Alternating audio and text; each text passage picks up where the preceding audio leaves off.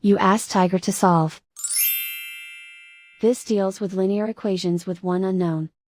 The final result is n equals 3/8. Let's solve it step by step. Group all constants on the right side of the equation.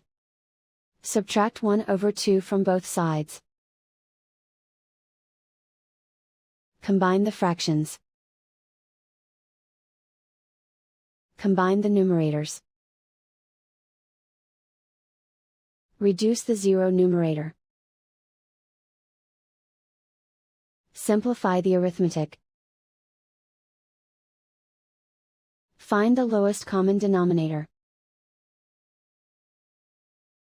Multiply the denominators. Multiply the numerators. Combine the fractions. Combine the numerators. Isolate the n. Multiply both sides by inverse fraction 3/2. Group like terms.